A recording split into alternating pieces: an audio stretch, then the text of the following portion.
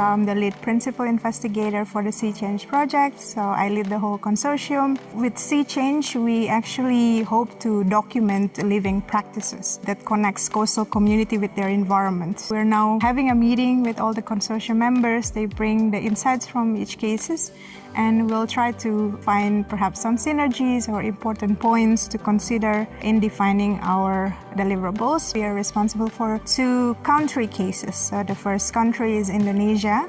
So we focus on coastal community in La Malera in Nusa Tenggara. So the coastal community there is very well dependent on the whale hunting. We are also looking at the case of Jakarta. Jakarta is very much prone to flood disasters. Next country case, which is the Netherlands. So we are focusing on the case of Zeeland. They're prone to flooding because of the condition of the coastal area. And the case of Zeeland is very much then linked to the case of Jakarta as well, because there are a lot of discussion about how, for example, the water knowledge is transferred from the Netherlands to Indonesia. We're not only having case in the Netherlands and Indonesia, but also other cases in Ireland, in the UK, in the Caribbean. I'm from Newcastle University, and we're looking at a case study that explores the role of small-scale fisheries in the fabric of coastal communities. Small-scale fisheries, really, they work close to shore. You see their boats pulled up on the beaches, piles of lobster pots around the towns, and it's all of that ability to kind of walk around that and see that makes such a big contribution to people visiting that place. Those less tangible elements of heritage, I think we can do a good thing through this project by supporting people to recognise those. Part of our case study looks at the proposal of a highly protected marine area on an island called Lindisfarne, where the fishes are very small scale, very good custodians, very environmentally aware already. So actually to stop fishing in that area was disproportionately affecting their livelihoods and not really having a positive impact for conservation either. I would wish all stakeholders to understand quite how greatly those small-scale fishing communities contribute to the fabric of UK life. Within the project, I'm leading one case study in Zeeland, and there I'm looking at how responses to past flooding and other extreme weather events are being reframed as historical examples of climate adaptation, and how these events form a part of a larger story about Dutch water heritage.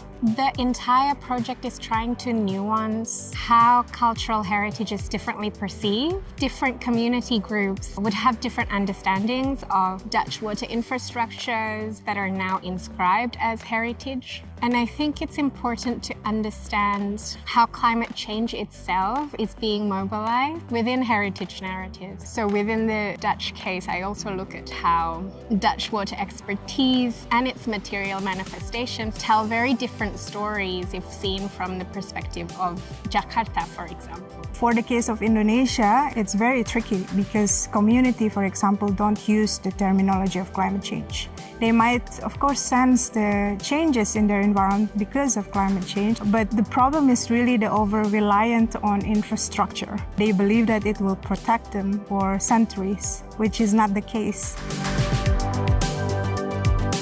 I'm the PI for the Irish case study sites. They are historic coastal graveyards in Kerry. What has struck me in doing this project is how important these sites are to people. So I think it's that feeling of connection, that feeling of comfort that heritage brings people. All of our sites are located on the Atlantic coast. They're all subject to mainly coastal processes, so rising sea level, increased storm surge and wave energy. The communities are very focused on practical actions that they can take to improve the existing condition of the graveyards. It's very important when you're working within communities that you're not extractive and that actually what we produce has a benefit to these communities and to these sites.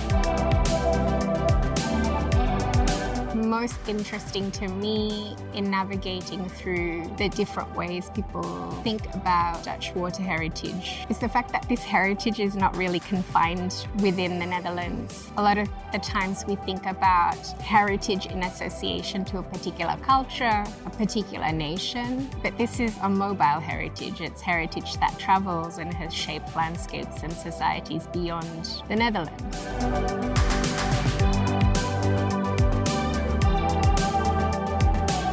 So I hope that the next steps will be, we will use some techniques that we used before in other islands to really look at heritage over time and how we might bring that into the future.